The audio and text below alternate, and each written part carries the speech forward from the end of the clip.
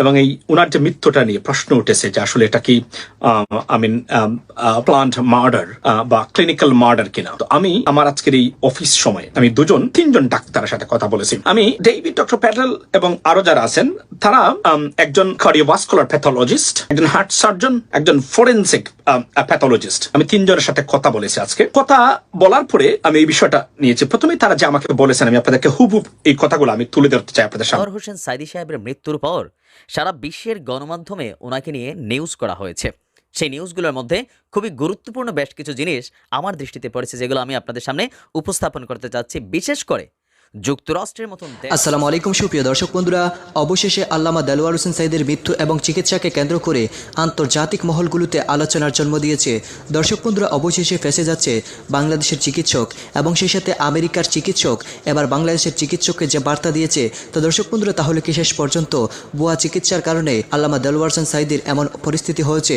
দর্শক বন্ধুরা, এবার সেই সকল বিষয়গুলোকে কেন্দ্র করে আমেরিকা থেকে অত্যন্ত চমৎকার কিছু তথ্য দিয়েছেন এবং সেই সাথে আমেরিকার ডাক্তার কি বলেছেন। তো দর্শক বন্ধুরা, চলুন আমরা সেই সকল বিষয়গুলো শুনে নেই। এবং অন্যদিকে আল্লামা দেলোয়ার হোসেন সাইদের মৃত্যুকে কেন্দ্র করে এবার আন্তর্জাতিক গণমাধ্যমগুলো অত্যন্ত চমৎকার কিছু প্রতিবেদন দিয়েছে এবং আল্লামা দেলোয়ার হোসেন সাইদের পক্ষে তারা বার্তা দিয়েছে। তো দর্শক বন্ধুরা, চলুন আমরা সেই সকল বিষয়গুলো পরিপূর্ণ জেনে নেই। তাহলে কি শেষ পর্যন্ত ফেঁসে যাচ্ছে বাংলাদেশের চিকিৎসক? তো দর্শক বন্ধুরা, অবশ্যই ধৈর্য সহকারে পুরো ভিডিওটি দেখবেন, তাহলে এই সকল বিষয়গুলো আমার এই ভিডিওটা আল্লামা মরহুম আল্লামা দেলোয়ার হোসেন সাইদী হুজুরের উপরে। প্রথমেই বলি যে উনার আজকে জানাজা হয়েছে এবং এত বাধা বিপত্তির পরেও মানুষের দল প্রমাণ করে আল্লামা দেলোয়ার হোসেন সাইদী সাহেব কতটা জনপ্রিয় ছিলেন। এবং উনার যে সাক্ষী এই মামলার আপনার সুখরঞ্জন বালি, উনি নিজে এসে প্রমাণ করেছেন উনি রাজাকার ছিলেন না বা মানবতা বিরোধী অপরাধ সাথে তো জড়িত ছিলেনই না, যেখানে রাজাকারী উনি ছিলেন না। তো আজকে আমি অফিসে গেছিলাম এবং এই উনার যে মৃত্যুটা নিয়ে প্রশ্ন উঠেছে যে আসলে এটা কি প্লান্ট মার্ডার বা ক্লিনিক্যাল মার্ডার কিনা। তো আমি আমার আজকের এই অফিস সময়ে আমি তিনজন ডাক্তারের সাথে কথা বলেছি। আমি ইন্টারভিউটা দিতে পারলাম না এর জন্য, because it's controversial, politically very very controversial এটা বাংলাদেশে। সুতরাং আমি তাদেরকে ওই পজিশনে ফেলতে পারি না। ডেভিড ডক্টর প্যাটেল এবং আরো যারা আছেন তারা একজন কার্ডিওভাস্কুলার প্যাথোলজিস্ট, একজন হার্ট সার্জন, একজন ফরেনসিক প্যাথোলজিস্ট। আমি তিনজনের সাথে কথা বলেছি। আজকে কথা বলার পরে আমি এই বিষয়টা নিয়েছি। প্রথমেই তারা যে আমাকে বলেছেন আমি আপনাদেরকে হুবহুব এই কথাগুলো আমি তুলে ধরতে চাই আপনাদের সামনে। ওনারা বলছেন যে কার্ডিয়াক অ্যারেস্ট বা হার্ট অ্যাটাক যে কোন মানুষের হতে পারে। ইভেন একজন মানুষ সুস্থ সবল রাস্তাতে হেঁটে যাচ্ছে, তার হার্ট অ্যাটাক হতে পারে। একটু আগেও যে ভালো ছিল, হাসি খুশি কথাবার্তা বলেছে, তারা বলছেন it is not abnormal, it is normal. But যেহেতু উনি আল্লামা দেলোয়ার হোসেন সাইদী সাহেব, উনি because he was a political figure and at the same time controversial ওই অর্থে বাংলাদেশের রাজনীতিতে, সুতরাং তার বিষয়টা কিভাবে ডিল করা হয়েছে এটা হচ্ছে ভেরি ইম্পর্টেন্ট।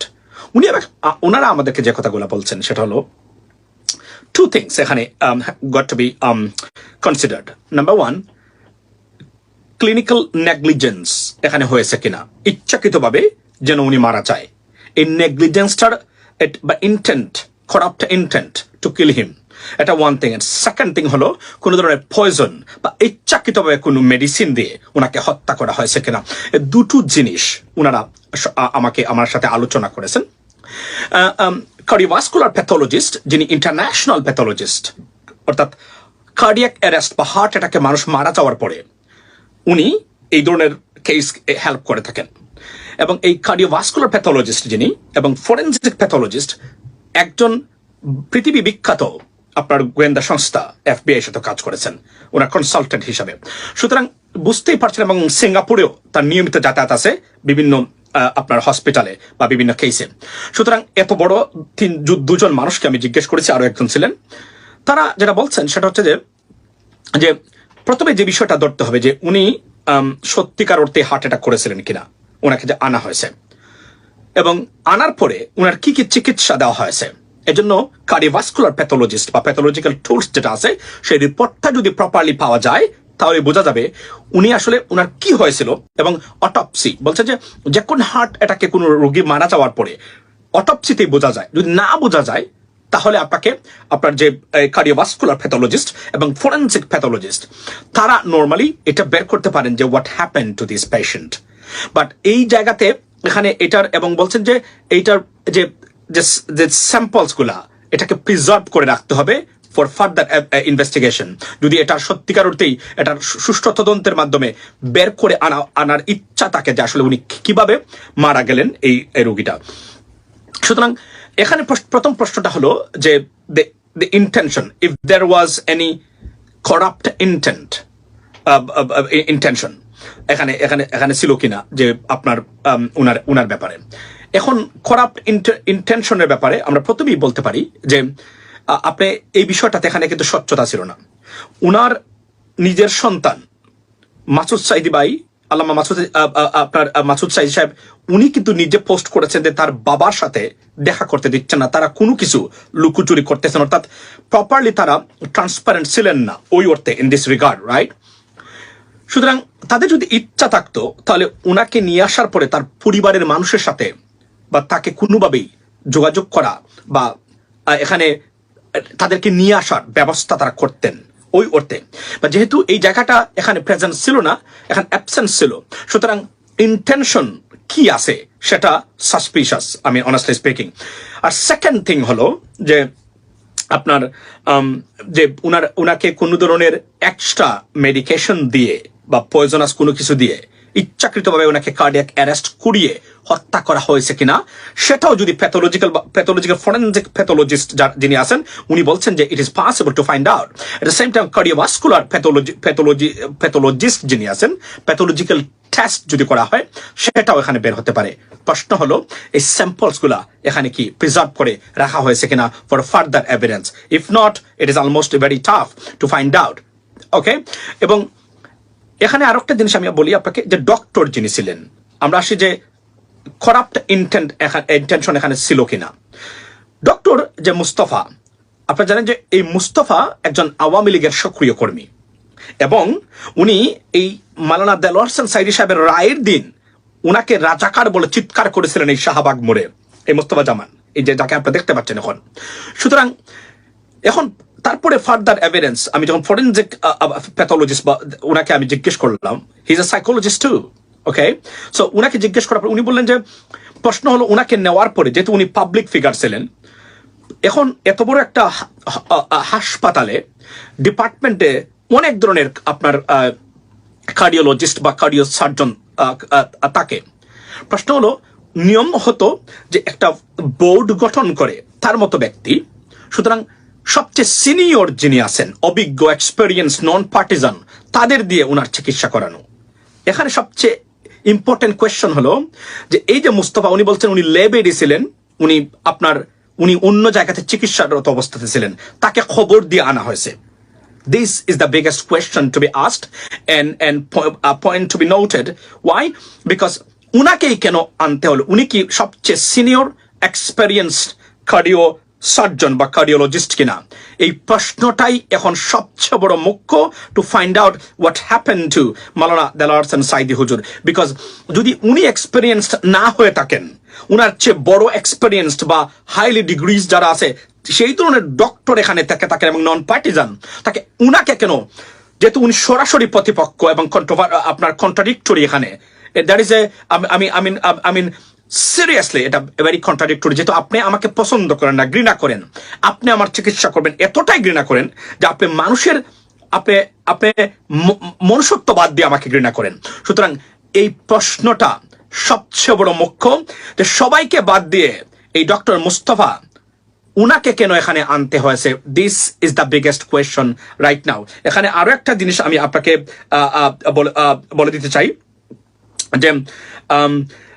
যে উনার ব্যাপারটা হলো যে যদি ওই দিন ওই ডিপার্টমেন্টে উনার চেয়ে সিনিয়র কোনো ডক্টর, কার্ডিও সার্জন বা কার্ডিওলজিস্ট না থাকেন তাহলে ঠিক আছে।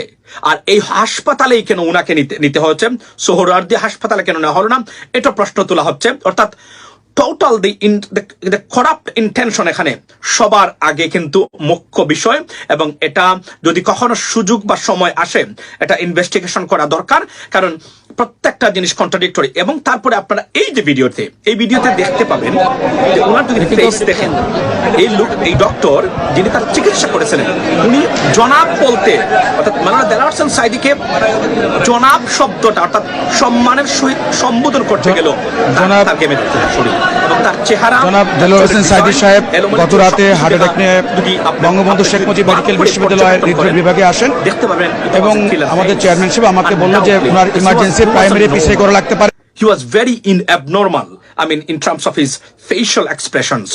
আমি এই তত্ত্বটা আমি 3জন ডাক্তারের সাথে আলোচনা করে যেগুলা বুঝেছি, something wasn't right to him. It could be murdered, or it could be আপনার আমি যদি death of negligence by the doctors or surgeons, অর্থাৎ তার ইচ্ছাকৃতভাবে চেয়েছেন প্রপার চিকিৎসা না দিয়ে, ট্রিটমেন্ট না দিয়ে যেন উনি মারা যান। এটা হতে পারে। সেকেন্ড থিং হতে পারে এক্সট্রা কোনো কিছু দিয়ে ওনাকে হত্যা করা, ক্লিনিক্যালি হত্যা করা হতে পারে। দুটো জিনিসের ফাইন্ড আউট করতে গেলে আমরা নিশ্চিত নই এই দুইটার মধ্যে একটা ঘটেছে কিনা। তবে আমরা যদি সবকিছু বিচার বিশ্লেষণ করি, অ্যাসেস করি, যে টোলস বা এলিমেন্টস এখানে আছে, আমরা সহজেই বুঝতে পারবো সামথিং ওয়াজন্ট রাইট। এবং এই ডক্টরকেই কেন, যিনি সরাসরি তার প্রতিপক্ষ, তার রাজনৈতিক প্রতিপক্ষ, এবং তাকে মারাত্মকভাবে ঘৃণা করেন, তাকে কেন অন্য জায়গা থেকে ডেকে নিয়ে আসতে হবে? কোনো ডাক্তার কি সেখানে ছিল না কি? এত বড় একটা হাসপাতালে আর কোনো ডক্টর কি সেখানে ছিল না কিনা? যদি না থাকে বা থেকেই থাকেন, বা এর চেয়ে এক্সপেরিয়েন্স ডক্টর, নিউট্রাল ডক্টর, তাকেই কেন দায়িত্ব দেওয়া হলো? This is the biggest question. আমি এই ভিডিওটা এখানেই রাখছি। আমি ডক্টরদের ইন্টারভিউ সহ আমি রেকর্ড করেছি, কিন্তু আমি দিতে পারবো না, বিকজ ইটস এ পলিটিক্যাল, আপনার যদি পলিটিক্যালি কন্ট্রোভার্সিয়াল, এর জন্য। আর না হলে আমি ওনাদের ইন্টারভিউটা প্রকাশ করার ইচ্ছা ছিল আমার, কিন্তু আনফর্চুনেটলি আমি পারবো না, বিকজ আমারও প্রাইভেসি একটা এখানে সাইন করা আছে, আমি এটা পারি না করতে এইভাবে। কিন্তু আমি যাদের ইন্টারভিউ নিয়েছি, এরা পৃথিবী বিখ্যাত ডক্টর, এরা বিভিন্ন জায়গায় ফরেনসিক প্যাথোলজিক্যাল রিপোর্টের জন্য যান, এরা FBI এর সাথে কাজ করেন, এরা ল এনফোর্সমেন্ট এজেন্সির সাথে প্যাথোলজিক্যাল রিপোর্টে কাজ করে থাকেন, অভিজ্ঞতা আছে, সিঙ্গাপুরে পর্যন্ত যান। সুতরাং তাদের এই প্রশ্নগুলা আমি আপনাদের সামনে তুলে ধরলাম। দ্য বিগেস্ট কোয়েশ্চন ইজ, কেন তাকেই দেওয়া হয়েছে? এবং তার চেহারাটা একটু দেখেন আপনার, যে ডক্টর একজন পেশেন্টের, তাকে মৃত একজন পেশেন্টকে সম্মানের সহিত সম্বোধন করতে গেলে তার গলা শুকিয়ে যাচ্ছিল, সেই ডক্টর এই পেশেন্টকে কি ধরনের চিকিৎসা দিয়েছে তা বুঝতে আমাদের বাকি নেই। ভালো থাকবেন, সুস্থ থাকবেন। এই তত্ত্বগুলা এখন মাওলানা দেলোয়ার হোসেন সাঈদী সাহেবের মৃত্যুর পর সারা বিশ্বের গণমাধ্যমে ওনাকে নিয়ে নিউজ করা হয়েছে। সেই নিউজগুলোর মধ্যে খুবই গুরুত্বপূর্ণ বেশ কিছু জিনিস আমার দৃষ্টিতে পড়েছে, যেগুলো আমি আপনাদের সামনে উপস্থাপন করতে চাচ্ছি। বিশেষ করে যুক্তরাষ্ট্রের মতন দেশ, মানে মার্কিন যুক্তরাষ্ট্র, তারা সাঈদী সাহেবের মৃত্যু নিয়েও একটা নিউজ করছে, তাও ভয়েস অফ আমেরিকা। তো সেই বিষয়গুলো সহ আরও পৃথিবীর বিভিন্ন দেশ, আপনার মুসলিম অমুসলিম দেশগুলো সাঈদী সাহেবকে নিয়ে কী লিখলো তাদের প্রতিবেদনে, সেগুলো আপনাদের সামনে আমি উপস্থাপন করছি একে একে।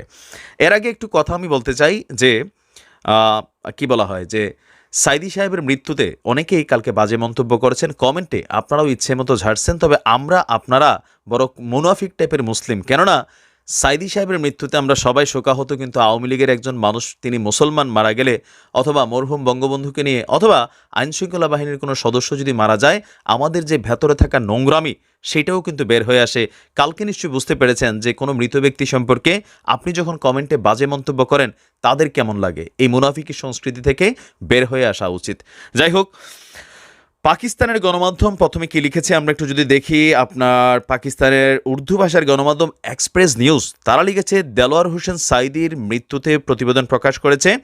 এক্সপ্রেস নিউজের সংবাদের শিরোনাম ছিল, জামায়াতে ইসলামী বাংলাদেশের নায়েবে আমির কারাগারে ইন্তেকাল করেছেন। এখন অনেকেই ভাবতে পারেন যে এত তিনি জামাতে ইসলামের আমির ছিলেন, পাকিস্তানের সাথে ভালো সম্পর্ক, সেইখানে তারা সুন্দর একটা হেডলাইন দিয়া নিউজটা করেছে। এখন পাকিস্তানের আরেকটা পত্রিকার কি বলা হয়, যে কাভারিংয়ে লেখা আছে, জামায়াত নেতার মৃত্যুতে বাংলাদেশে প্রতিবাদের ঝড়। অনেকেই বলবেন যে না ভাই, সাঈদী তো পাকিস্তানি বা ইনাসেন, অনেক ধরনের বক্তব্য আছে, ফাইন। এবার আসেন আমরা দেখি যে যুক্তরাষ্ট্র কি লিখেছে। দেলোয়ার হোসেন সাঈদীর মৃত্যুর প্রতিবেদন প্রকাশ করেছে যুক্তরাষ্ট্রের সংবাদ মাধ্যম voice of America. Voice of আমেরিকার প্রতিবাদের শিরোনামটা করা হয়েছে, কারাগারে আটক বাংলাদেশি ইসলামপন্থী নেতার মৃত্যুতে বিক্ষোভ। টাইটেলটা খেয়াল করেন, কারাগারে আটক বাংলাদেশি ইসলামপন্থী নেতার। এখানে আমি খুবই আশ্চর্য হয়েছি যে যুদ্ধাপরাধী বা মানবতা বিরোধী, যেই যুক্তরাষ্ট্র মানবতা নিয়ে অনেক কিছুই বলে, তারা কিন্তু এখানে মানবতা বিরোধী অপরাধের দায়ে অভিযুক্ত এইরকম কিন্তু কোনো রকম সেন্টেন্স তারা ইউজ করেনি মূল হেডিং লাইনে, যার কারণে যারা রিডিং লেভেলে এই নিউজটা পড়বেন তাদের কাছে সাইদী সাহেব সম্পর্কে একটা কৌতূহল তৈরি হবে।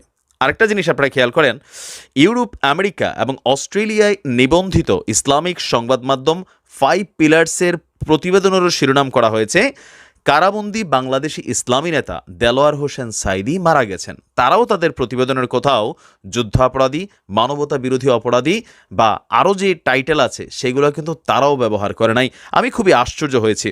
এছাড়া আপনার চীন, আমাদের খুবই কাছের দেশ চীনের যে গণমাধ্যম আমরা যদি একটু দেখি, হংকং ভিত্তিক ইংরেজি ভাষার চাইনিজ গণমাধ্যম সাউথ চায়না মর্নিং পোস্ট, খুবই জনপ্রিয় একটা গণমাধ্যম, তারা তাদের যে শিরোনাম করেছে সেখানে লিখেছিল কারাবন্দী ইসলামী নেতা দেলোয়ার হোসেন সাঈদীর মৃত্যুতে বাংলাদেশে হাজারো মানুষের বিক্ষোভ। তাদেরও এই টাইটেলটাতে কোথাও যুদ্ধ অপরাধী, মানবতা বিরোধী অপরাধী কোনো ধরনের বক্তব্য নেই। এখানে একটা কাকতালীয় বিষয় যে আন্তর্জাতিক অঙ্গনে সাঈদী সাহেবকে যে ট্যাগ করা হয়েছে ইসলামিক নেতা বা ইসলামী পন্থী নেতা, কারাগারে বন্দী, মানে এই টাইটেলটাতে কি হয় যে মানুষের কাছে একটা ইমোশনের জায়গা তৈরি হয়। কিন্তু আমাদের দেশের গণমাধ্যমগুলোতে যেভাবে নিউজটা হয়েছে, অনেক গণমাধ্যম আবার লিখেছেন যে জামায়াত নেতা সাঈদী সাহেবের মৃত্যু হয়েছে, কারাগারে আটক সাঈদী সাহেবের মৃত্যু, আবার অনেকেই মানবতা বিরোধী যুদ্ধাপরাধী সাঈদীর মৃত্যু হয়েছে। এই ধরনের বক্তব্যের কারণে কিন্তু যমুনা টিভির টেলিভিশন 2-4 জন কিন্তু ধোলাইও খাইছেন, এমনকি লাইভেও বারবার তারা এই কথাটা রিপিটেড করছিলেন। সেটা নিয়ে জামায়াত ইসলামের কর্মীরা কিন্তু ক্ষুব্ধ হয়ে আপনার যমুনা টিভির 2-4 জন সাংবাদিকরা কিন্তু ধোলাইছে। আর এখানে আমরা যদি দেখি চীন, পাকিস্তান, যুক্তরাষ্ট্র সহ আপনার ইউরোপিয়ান দেশগুলোর, এছাড়া আরব দেশগুলোতেও অনেক ধরনের নিউজ হয়েছে। তো আমি আরব দেশগুলোর নিউজের দিকে যাচ্ছি না, মূল কথা হচ্ছে যে আপনার 2013 এবং 14 সালে মানবতা বিরোধী অপরাধে মামলা চলাকালে তিনি অনেকবার আন্তর্জাতিক গণমাধ্যমের সংবাদ শিরোনাম হয়েছিলেন। সেই সময় আল জাজিরা, বিবিসি সহ অনেক আন্তর্জাতিক গণমাধ্যমে দেলোয়ার হোসেন সাঈদীকে নিয়ে প্রতিবেদন প্রকাশ করা হয়েছিল। কিন্তু সময়ের ব্যবধানে মৃত্যুর পর ওনাকে নিয়ে সংবাদ শিরোনামে আসলে এইরকম কোনো টাইটেল দেওয়া হলো না। বিষয়টা আমার কাছে একটু ভিন্ন রকম লেগেছে, যেটা আমি আপনাদের সামনে শেয়ার করলাম। তো যাই হোক, আমি ভিডিওর মাঝখানে যেই কথা বলেছি বঙ্গবন্ধুকে নিয়ে 4টা। তো দর্শক বন্ধুরা, আপনারা হয়তো এই পুরো ভিডিওটি থেকে এবং এই সকল তথ্যগুলো জেনে অবশ্যই বুঝতে পেরেছেন অবশেষে আল্লামা দেলোয়ার হোসেন সাঈদীকে কেন্দ্র করে এবার আমেরিকার ডাক্তারও যে পরামর্শ দিয়েছে এবং সেই সাথে বাংলাদেশের ডাক্তারের ভুয়া চিকিৎসার প্রমাণ করে দিয়েছে। তো দর্শক বন্ধুরা, এবং সেই সাথে অন্যদিকে আল্লামা দেলোয়ার হোসেন সাঈদীকে কেন্দ্র করে আন্তর্জাতিক গণমাধ্যমগুলো যে বার্তা দিয়েছে, সেই বার্তাগুলো আমাদের আল্লামা দেলোয়ার হোসেন সাঈদীর জন্য অত্যন্ত আনন্দিত এবং গর্বিত। তো দর্শক বন্ধুরা, এবং সেই সাথে আপনারা পুরো ভিডিওটি দেখে এবং এই সকল তথ্যগুলো জেনে আপনাদের কাছে কি মনে হচ্ছে, তাহলে কি সত্যি ভুল চিকিৎসার প্রমাণ করা হয়েছে? তো দর্শক বন্ধুরা, আপনারা এই পুরো ভিডিওটি দেখে এবং এই সকল তথ্যগুলো জেনে আপনাদের কি মতামত অবশ্যই কমেন্ট করে জানিয়ে দেবেন। তো দর্শক বন্ধুরা, ভালো থাকুন, সুস্থ থাকুন, আল্লাহ।